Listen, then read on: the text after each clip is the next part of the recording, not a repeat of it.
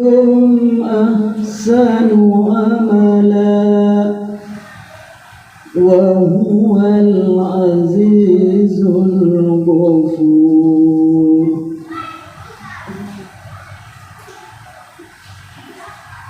الذي خلق سبع سماوات طباقا ما ترى في خلق الرحمن. Bismillahirrahmanirrahim. Assalamualaikum warahmatullahi wabarakatuh. Alhamdulillahi rabbil alamin.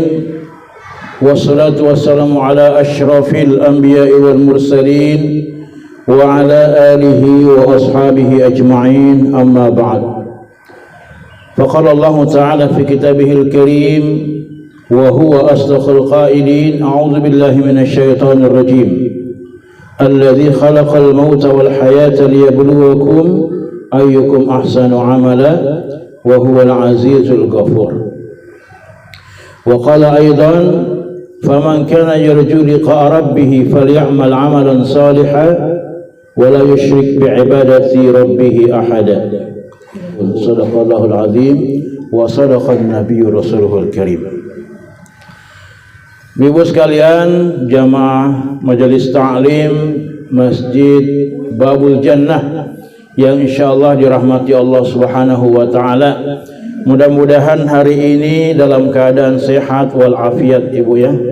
Ya sudah lama kita tidak bertemu, ya sudah selama 1 tahun selama pandemi ya, baru ketemu kembali ya. Mudah-mudahan pandemi cepat berlalu. Kita banyak-banyak berdoa kepada Allah supaya cepat berlalu ini pandemi, Bu. Betul-betul ini pandemi bikin stres orang ya. Anak stres, orang tua juga lebih stres ya. Kemana-mana harus pakai masker ya. Siksa orang kalau pakai masker, Bu nih. Siksa orang ya. Apalagi kalau bicara begini pakai masker, biasa masuk-masuk ini kainnya di mulut. Jadi begitu, Bu ya. Nah, ya mudah-mudahan ini satu ujian yang diberikan oleh Allah Subhanahu wa taala kepada kita semua ya, masyarakat Indonesia khususnya dan masyarakat dunia secara umum yang diberikan virus yang seperti ini. Mudah-mudahan kita bisa melewatinya dan tidak menghalangi untuk melakukan berbagai macam kegiatan sebagaimana yang kita lakukan sekarang ini ya. Ibu-ibu yang berbahagia, pertama-tama mungkin saya ingin koreksi ya. Nama saya itu yang beredar Denny Rahman ya. Saya juga bingung, saya cocokkan dengan akte kelahiran saya, ternyata tidak cocok. Jadi nama saya Denny Hakim. Ya. Rahman berarti penyayang. Ya, kalau Rahman penyayang. Ya, mudah-mudahan hamba Allah yang penyayang ya. Nah, Bapak Ibu, Ibu-ibu sekalian rahmati Allah Subhanahu wa taala ya. Terbiasa ceramah tarawih, Ibu. Nah, suatu ketika Rasulullah sallallahu alaihi wasallam ditanya oleh salah seorang sahabat, "Ya Rasulullah, ausini bi syai'in yanfa'uni Allahu bihi." Ya Rasulullah, nasihatilah saya dengan sesuatu yang sesuatu itu bisa berguna bagi saya di hadapan Allah. Ya. Jadi nasihati saya ya Rasulullah. Maka apa kata Rasulullah? Qala aksir zikral maut. Ya. Aksir zikral maut yusalliku anid dunya wa aksir wa alaikum bisyukri fa inna syukra yazidu bin ni'ami wa aksir doa fa innaka la tadri mata yustajabu laka. Hadis riwayat Imam Tabrani. Jadi dalam hadis ini Rasulullah sallallahu alaihi wasallam ditanya oleh seorang sahabat, Ya Rasulullah, nasihati saya ya Rasulullah, yang dengan nasihat itu akan berguna bagi saya nanti di hadapan Allah. Ya. Maka apa kata Rasulullah? Rasulullah sallallahu alaihi wasallam menyatakan, perbanyaklah aksiru dzikral maut, perbanyaklah mengingat mati. Kenapa? Yusalliku 'anid dunya, karena itu bisa menghibur kalian dari lelahnya dunia ini. Yang kedua kata Nabi, alaikum bisyukri. Ya, banyak-banyak bersyukur. Fa inna syukra ya yazidu bin ni'ami, karena dengan bersyukur maka akan menambah nikmat-nikmat Allah. Kemudian yang ketiga kata Nabi, aksirid doa, perbanyak doa. Fa innaka la tadri mata yustajabu laka. Kenapa? Karena kita tidak tahu, kamu tidak tahu kata Nabi, kapan doa itu akan dikabulkan oleh Allah untukmu. Itu. Jadi ada 3 pesan Nabi, ibu sekalian, yang insya Allah akan saya bahas pada kesempatan ini. Jadi judulnya 3 pesan yang berguna. 3 pesan yang berguna dari Rasulullah sallallahu alaihi wasallam. Saya tidak mau pesan dari yang lain, Rasulullah saja, karena beliau idola kita satu-satunya, ya. Yang pertama kata Nabi, aksir zikral maut, perbanyaklah mengingat mati. Ya, tadi kita sudah membaca surat Al-Mulk, ya, ayat 2. Tadi alhamdulillah dibacakan ya, oleh Ibu Ustazah, ya. Alladzi khalaqal mauta wal hayatah liyabluwakum ayyukum ahsanu amala. Dialah Allah yang telah menciptakan kematian dan kehidupan untuk menguji di antara kalian siapa yang terbaik amalnya. Jadi Allah itu mengingatkan kita bahwa sebenarnya hidupmu itu dan matimu itu milik Allah, bukan milik kamu. Maka tidak boleh kamu bangga, tidak boleh kamu merasa memiliki dengan hidup. Kenapa? Karena nanti pasti mati. Ya, Allah yang ciptakan mati, Allah ciptakan hidup. Allah itu begini, ibu-ibu sekalian, kalau bercerita tentang hidup dan mati, ya, biasanya didahulukan dulu hidup, baru mati, baru hidup. Ya, alladzi khalaqal mauta wal hayata, bukan alladzi khalaqal hayata wal mauta. Itu. Kaifa takfuruna billahi wa kuntum amwatan fahyakum. Bukan kaifa takfuruna billahi wa kuntum ahya wa amwat. Allah mendahulukan dulu mati. Kenapa? Karena para ulama memberikan penjelasan bahwa kita ini manusia dulunya adalah mati. Manusia dulu mati dan akan melalui proses kematian 2 kali dan kehidupan 2 kali. Mati yang pertama sebelum diciptakan oleh Allah, maksudnya sebelum ditiupkan ruh kepada kita, ini kita mati di alam sana, tidak punya nyawa, ya. Lalu Allah hidupkan, keluarkan kita dari rahim ibu kita. Itulah kehidupan yang pertama. Prosesnya dulu kita mati, semuanya sudah melalui kematian yang pertama dan sudah melalui kehidupan yang pertama. Kemudian kita akan mengalami yang namanya kematian yang kedua. Kita mendengar saudara kita meninggal dunia, ya. Kalau saya kebetulan tergabung di grup Fokus Islam BTP, ya, biasa itu ada berita innalillahi wa inna ilaihi rajiun, ya. Pas buka WA, innalillahi wa inna rajiun, ya, meninggal lagi. Nah, itu adalah kematian yang kedua. Kemudian kita kan baru kematian pertama, baru kehidupan pertama, Bu, ya, belum kematian yang kedua. Kan kita masih hidup, ya. Nah, saya tidak tahu kapan juga, saya juga yakin kita semua mengalami itu. Nah, kemudian kita akan mengalami kehidupan yang kedua. Kehidupan yang kedua bagaimana? Kehidupan di mana nanti Allah bangkitkan kita ketika terjadi hari kiamat. Ketika sangkakala ditiup oleh malaikat siapa, Bu, yang tiup sangkakala? Israfil lah, Masya Allah, ya. Ternyata masih ingat pelajaran sekolah kita, ya. malaikat Israfil meniup sangkakala, ya. Pada tiupan yang pertama maka semua yang bernyawa mati. Pada tiupan yang kedua maka semua yang mati tadi dibangkitkan kembali oleh Allah Subhanahu wa taala dengan izin Allah tentunya. Nah, itulah kehidupan yang kedua. Dan setelah kehidupan yang kedua tidak ada lagi kematian yang ketiga. Kita nanti dikumpul oleh Allah untuk diapa? Diminta pertanggungjawaban di hadapan Allah berkaitan dengan perbuatan kita selama hidup di dunia ini. Nah, itu.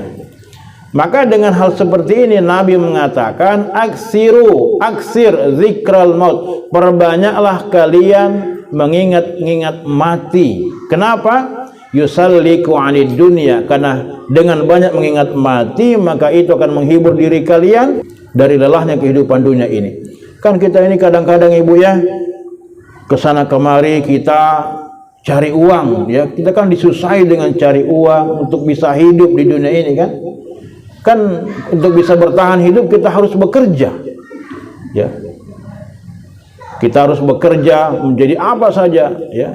Menjadi seorang guru, menjadi seorang dosen, menjadi seorang pedagang, ya. Ya kita bekerja. Kadang-kadang dengan aktivitas bekerja itu kita sampai berlelah-lelah, tidak mengenal waktu, dan kadang-kadang kita tidak mengenal ibadah. Kadang-kadang kita lupa minta Allah, kita lupa ibadah, kita lupa bahwa kita ini hamba Allah yang punya kewajiban untuk taat kepadanya. Ya, dulu itu yang namanya Qarun, tahu Qarun Bu ya? Qarun ya. Qarun anggotanya Firaun. Ya, bukan anggota saya. Anggotanya Firaun ya. Qarun dia dulu sebelum kaya, wah, luar biasa. Ya Allah, berikanlah saya kekayaan, ya Allah, dengan kekayaan itu maka aku bisa beribadah taat kepadamu ya Allah. Itu Qarun begitu. Ya, sekalinya diberikan kekayaan oleh Allah Subhanahu wa taala, nah lupa semua doa-doanya. Nah lupa Bu. Begitu memang omongannya orang kalau belum kaya. Nanti kalau ada mobilku sama-sama ke pasar nah. Sekalinya ada mobilnya, jangankan ditanya, lewat saja tidak. Itu manusia kadang-kadang begitu ya. Nah itu. Jadi begitu tongi Qarun. Ya Allah, nanti kalau banyak hartaku, saya mau beribadah kepadamu, bisa mau fokus beribadah. Akhirnya banyak hartanya, bahkan kunci gudangnya itu diangkut oleh 7 ekor unta. Bayangkan, menurut riwayat yang sahih, ya jadi 7 kunci gudangnya, kan dulu belum ada ATM Bu, belum ada bank.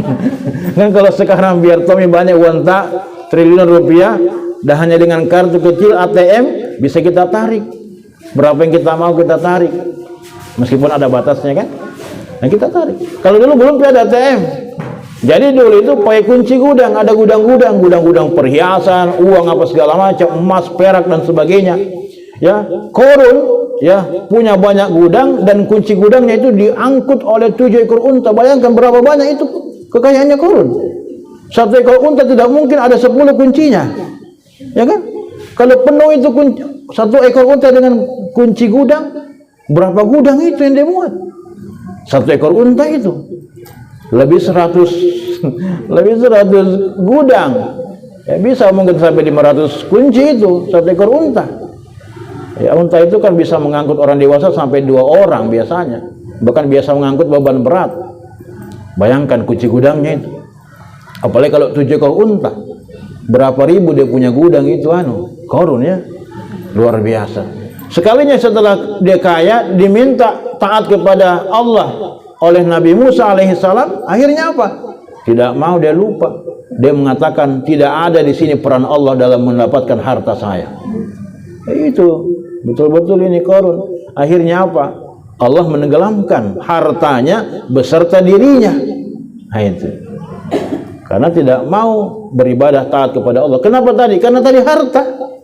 Kita setengah mati cari harta, akhirnya lupa dengan makan, lupa dengan ibadah.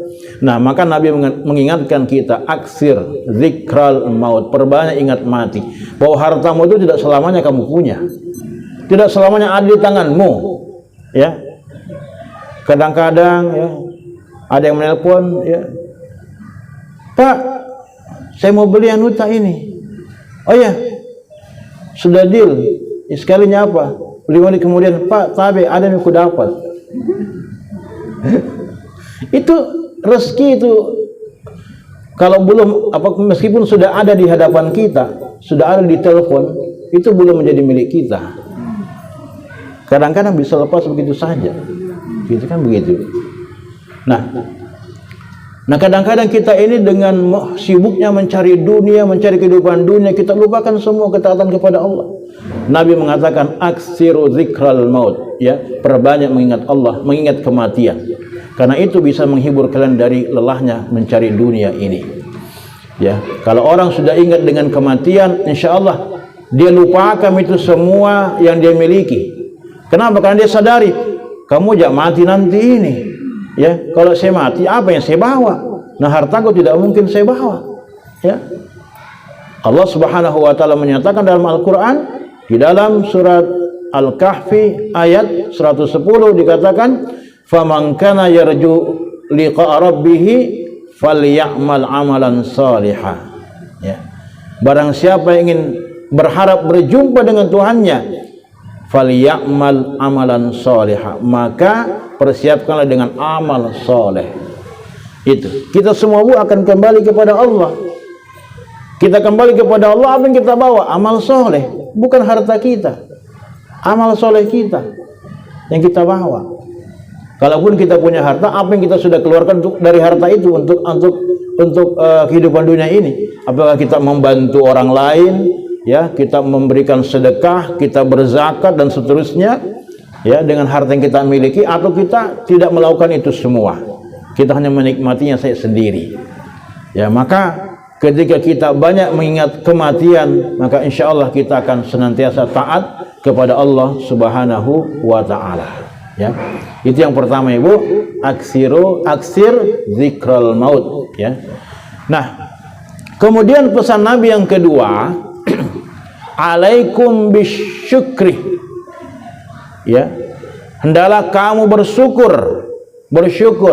Ya, ya, bersyukur. Kenapa? Fa inna syukra, ya, yazidu bin ni'ami. Karena dengan bersyukur itu akan menambah nikmat-nikmat kita. Ya, syukur itu kita, ya, kita menerima apapun itu yang diberikan oleh Allah, ridho dengan pemberian Allah. Ya, ridho bil qalil. Kita ridho, rela dengan pemberian Allah meskipun itu sedikit jumlahnya. Karena setiap manusia itu kan beda-beda, ya, diberikan rezeki oleh Allah. Ada yang banyak, ada yang sedikit, ada yang sedang-sedang, ada yang biasa-biasa saja. Ya. Nah, kalau kita tidak bersyukur, itu biasanya bikin stres, Ibu. Bikin stres. Ya. Nah, la in syakartum la azidannakum wa la in kafartum inna adzabi lasyadid. Ya. Apabila kalian bersyukur atas nikmatku, maka aku akan tambah nikmat itu, dan apabila engkau kufur dengan nikmatku, maka azabku begitu pedih. Apa yang harus kita syukuri? Itu banyak, Bu, ya. Allah menyatakan, wa in ta'uddu ni'matallahi la tuhsuha. Apabila engkau menghitung-hitung nikmat Allah, maka engkau tidak mampu menghitungnya. Contoh nikmat air. Sekarang saya minta kita menghitung sudah berapa galon air yang kita minum dari bayi sampai sekarang. Seandainya, Bu, tidak ada air di dunia ini, kira-kira bagaimana? Bisa hidup? Tidak bisa. Tidak bisa hidup. Ya. Bagaimana cara tak mau mandi? Wajib. Bagaimana cara tak mau masak nasi? Bagaimana cara tak mau bikin sayur? Kalau tidak ada air, bagaimana cara tak mau minum? Maka sudah. Nah, sekarang kita hitung-hitung berapa nikmat air yang sudah kita minum sejak kita dilahirkan oleh ibu kita sampai sekarang. Tidak mungkin 1 galon kita minum. Lebih. Tidak mungkin 1 tangki, lebih daripada itu. Bayangkan. Kadang-kadang kita tidak berpikir itu, ya.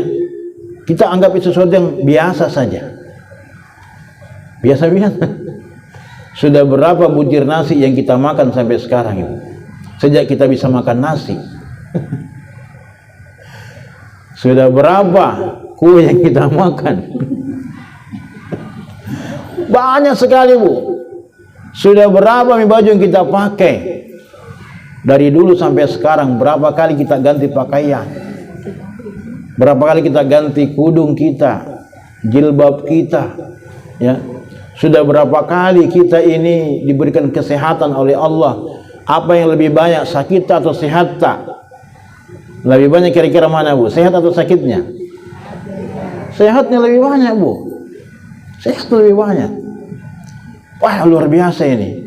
Jadi begitu besar nikmat Allah Subhanahu wa taala. Kalau kita hitung, tidak bisa kita hitung. Tidak bisa kita hitung. Ya. Maka, tapi begini, kadang-kadang itu manusia begini.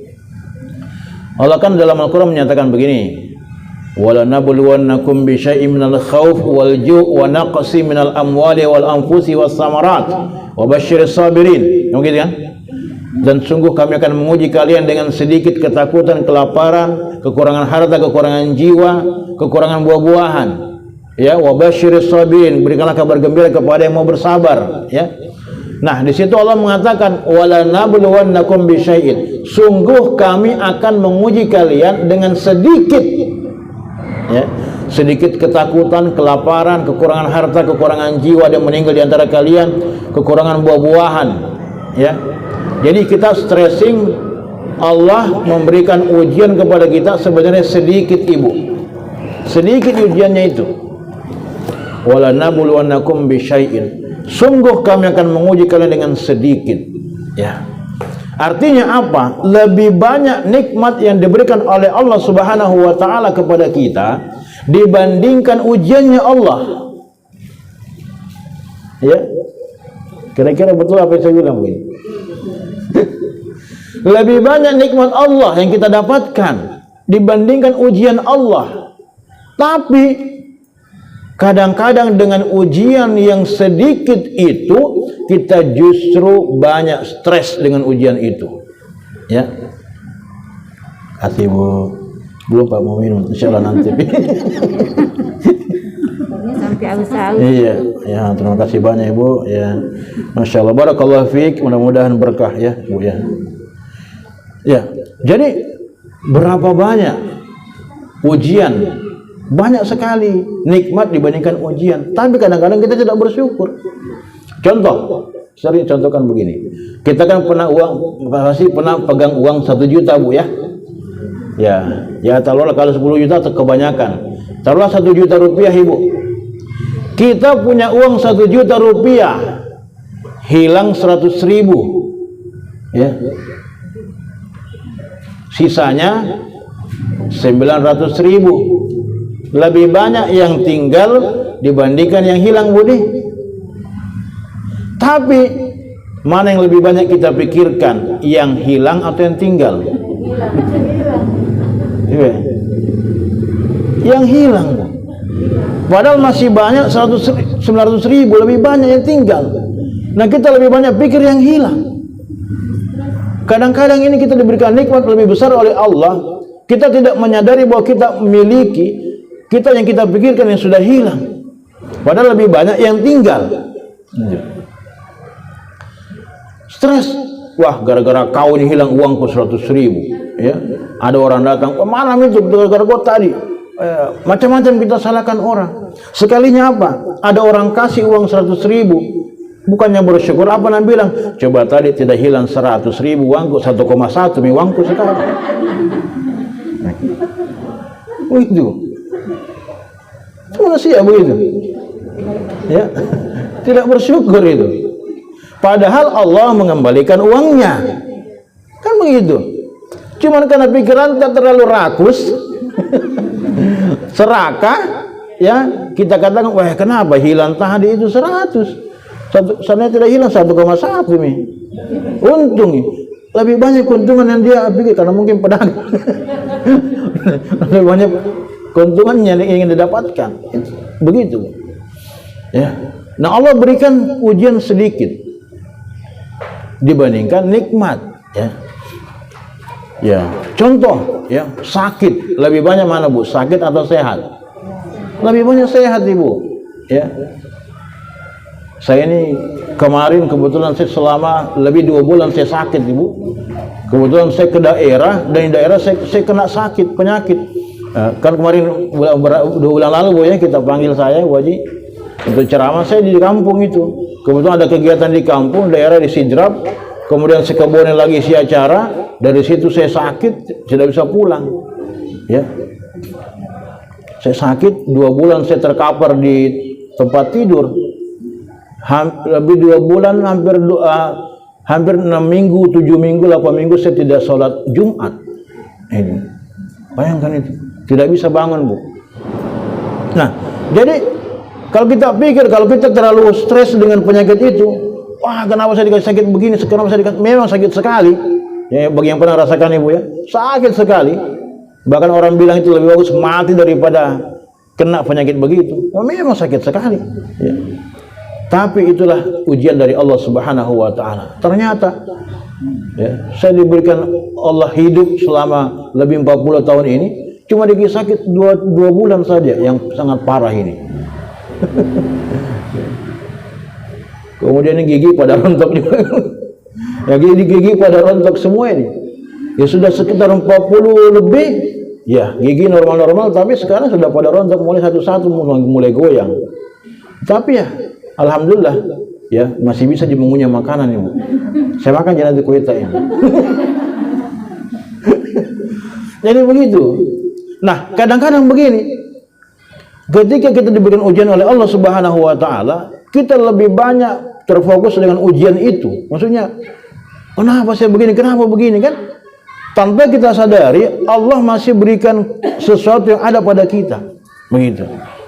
Ini kadang-kadang begitu. Nah, maka banyak bersyukur. Banyak bersyukur kata Nabi, ya. Nah, kalau kita misalnya tidak punya kendaraan, kalau kita tidak punya mobil, kata ulama, ya, lihat orang yang punya motor. Ya. Alhamdulillah masih punya kendaraan meskipun cuma roda 2. Kalau kita tidak punya motor, lihat orang yang punya sepeda. Ya. Alhamdulillah meskipun tidak punya motor, tapi saya sudah punya sepeda. Kemana-mana tidak jalan kaki. Kalau kita tidak punya itu, tidak punya motor, tidak punya sepeda, ya, lihat orang yang bisa jalan kaki. Ya. Alhamdulillah saya masih punya sepeda, itu orang jalan kaki kemana-mana. Kalau kita tidak punya sepeda, lihat orang yang terbaring sakit. Alhamdulillah saya masih bisa jalan. Itu orang di sebelah rumah, wah kasihan sakit, kok udah berapa lama sakit tidak bisa jalan. Nah, kalau kita sudah bisa jalan, syukur juga. Lihat orang yang, ya kalau kita sakit, syukur. Wah, alhamdulillah saya masih diberikan kehidup. Tetangga sebelah kemarin kena punya mati. Saya masih diberikan hidup itu. Jadi kata para ulama kita, lihat yang di bawah kita. Ya, dengan bersyukur Allah akan menambah nikmat-nikmat itu. Ya.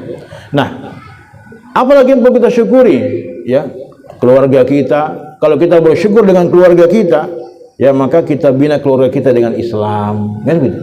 Kita bina anak-anak kita sampaikan yang baik, hak amar ma'ruf nahi mungkar kepada keluarga kita. Ya, di lingkungan kita ini kalau kita syukuri dengan kehidupan yang seperti ini, kita aktivitas dakwah ini bagian daripada kesyukuran, Ibu. Kalau kita pikir ini bagian daripada kesyukuran ini, aktivitas dakwah ini. Majelis taklim jangan dianggap remeh, Ibu, ya. Tapi ini bagian daripada kesyukuran.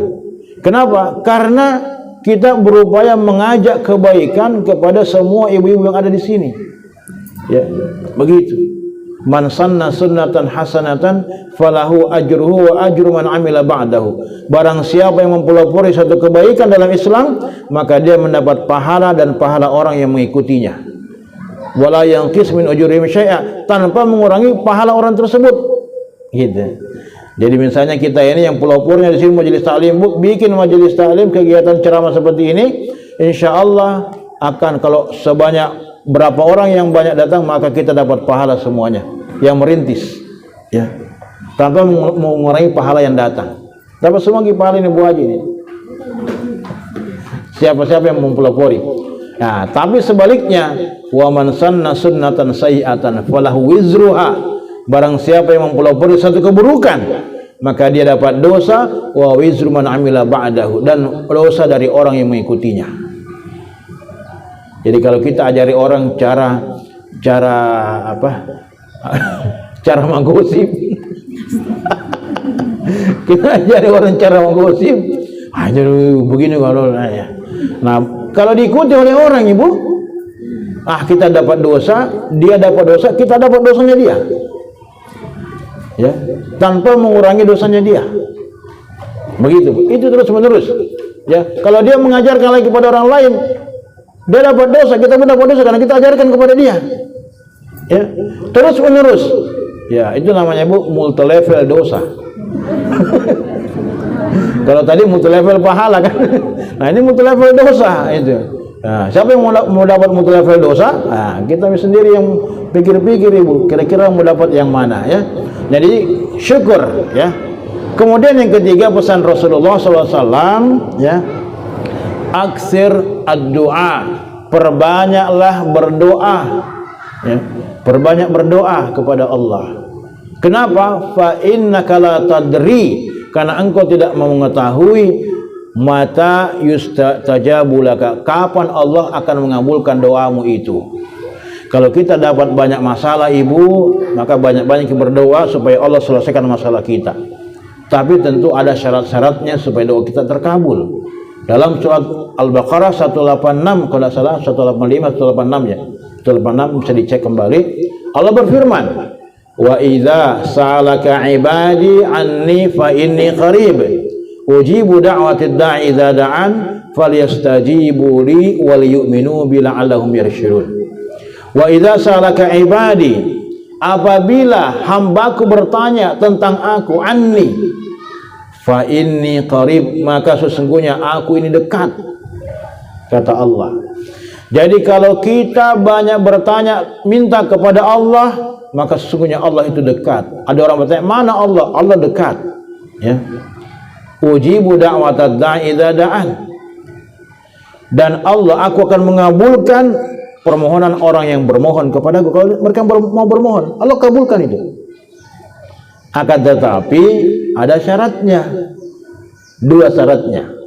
Ya, dua syaratnya kata Allah dalam ayat ini. Falyastajibu li wal yu'minu bi. Itu syaratnya, ya. Maka penuhilah seruanku, kata Allah. Itu. Penuhi seruanku. Apa seruan Allah? Untuk taat kepada Allah. Kan gitu. Kita salat, kita puasa, kita zakat, kita haji, kita menutup aurat kita, ya. Kita berdakwah, kita amar ma'ruf nahi mungkar, ya, kita menasihati keluarga kita, taat kepada suami kita, mengasuh anak-anak kita semuanya, ya, dan aktivitas-aktivitas yang lainnya, ya. Maka itu adalah seruan-seruan Allah Subhanahu wa taala. Falyastajibu li wal yu'minu bi, dan beriman kepada aku. Karena tentu untuk melaksanakan seruan Allah, kita harus beriman dulu kepada Allah. Tidak mungkin orang yang tidak beriman mau melaksanakan seruan Allah. Tentu beriman. Iman yang bagaimana? Iman yang tanpa keraguan, ya. Jadi iman yang tanpa keraguan, tidak ada keraguan dalamnya. Tasdiqul jazim, iman yang tidak ada keraguan lagi di dalamnya. Kenapa? Karena kalau iman sudah ada ragu, belum sempurna iman kita, Bu, ya. Nah, itu syaratnya kata Allah. Silakan doa, minta sebanyak-banyaknya. Bahkan kata Nabi, doa yang apa, kita minta yang sekecil apapun itu, kata Nabi, meskipun apa kata Nabi itu, ya, kita minta sendal atau sebiji kurma apa, minta itu. Meskipun kita doa minta begitu, kita minta kepada Allah, ya. Tapi syaratnya itu penuhi seruan Allah, beriman kepada Allah, itu. Dan jangan sampai kemudian apa yang kita dapatkan itu dari segala sesuatu yang terlarang dari Allah Subhanahu wa taala. Karena ada orang berdoa ini, Bu, ya, dikisahkan oleh Rasulullah. Ada yang berdoa, ya Allah, saya mau ini sama itu. Tapi kata Nabi, bagaimana caranya mau dikabulkan doanya? Nah, semua yang ada padanya haram semua, ya. pakaiannya haram, yang dia pakai haram, yang dia makan haram, yang dia minum haram, semua yang ada padanya haram-haram semua. Bagaimana caranya dikabulkan doanya oleh Allah Subhanahu wa taala? Gitu. Artinya dia tidak memenuhi seruan Allah. Gitu. Kan banyak itu ya. Jadi kalau kita mau dikabulkan doa kita, kita punya banyak masalah, entah itu masalah anak kita apa segala macam, suami kita segala macam, ya, ekonomi kita segala macam, minta kepada Allah. Tapi syaratnya dua itu. Ya, syaratnya dua itu. Ya. Kalau kita punya anak yang bandel-bandel ibu, ya, doa dan nasihati. Nah, anak muda kan begitu ya. Jadi banyak doa, banyak nasihat. Ya, kenapa? Insya Allah Allah kabulkan itu. Ya, kita tidak tahu kapan Allah kabulkan doa itu. Ya, yang jelas jangan kita bosan berdoa. Jangan sampai kita sudah bosan berdoa. Bosan sama saya berdoakan kok deh. Tidak berubah-berubah kok. Berarti kita putus asa di situ. Sementara Nabi mengatakan aksir ad-doa, perbanyak doa. Karena kita tidak tahu bahwa kapan doa itu dikabulkan oleh Allah. Kapan Allah kabulkan doa kita tidak tahu, ya. Kalaupun tidak dikabulkan, itu sudah bagian daripada ibadah. Kenapa? Ad-du'a'u mukhul ibadah. Jadi doa kata Nabi adalah otaknya ibadah. Begitu. Kenapa Umar bin Khattab bisa masuk Islam, Ibu? Padahal itu Umar bin Khattab orang yang paling mengganggu sekali ya. Yang paling mengganggu kehidupan kaum muslimin ketika itu Umar bin Khattab. Nabi berdoa kepada Allah, Allahumma ayyidil Islam bi Umar bin Khattab atau Umar bin Hisham. Ya Allah, kuatkan Islam ini dengan Umar bin Khattab atau Umar bin Hisham. Nabi minta kepada Allah untuk dikuatkan agama Islam ini dengan dua orang. Yang pertama Umar bin Khattab, ya. Yang kedua Umar bin Hisham. Siapa itu Umar bin Hisham? Yaitu Abu Jahal. Itu namanya bagus, Umar bin Hisham, Abu Jahal itu. Itu Abu Jahal bapak jahiliyah, bapak kebodohan. Sebenarnya itu dulu gelarnya Abu Jahal, bukan Abu Jahal. Abul Hakam, bapak kebijaksanaan. Karena memang orangnya bijaksana, Ibu. Disegani sekali itu di masyarakat Mekah itu Abu Jahal. Ya. Itu nama aslinya Umar bin Hisham. Nah, sekalinya Nabi diutus sebagai utusan Allah, tidak mau terima. Padahal dia tahu itu suatu kebenaran. Makanya Nabi kasih gelar dia Abu Jahal Mantong ini. Bapaknya kebodohan. Jadi siapa-siapa yang tidak mau terima kebenaran, keturunannya Abu Jahal itu. Ya begitu. Itu Abu Jahal itu. Nah, maka Allah kemudian mengabulkan permohonan Nabi masuk Islamnya Umar bin Khattab. Kenapa? Karena ternyata ada, meskipun dua-duanya itu orang cerdas, orang pintar, orang paling berani di Mekah ketika itu, tapi ada dua perbedaan. Ada satu perbedaan antara Umar bin Khattab dengan Umar bin Hisham atau Abu Jahal. Kalau Abu Jahal itu kalau terima kebenaran kalau dia dapat kebenaran tidak mau terima, lebih diutamakan nafsunya.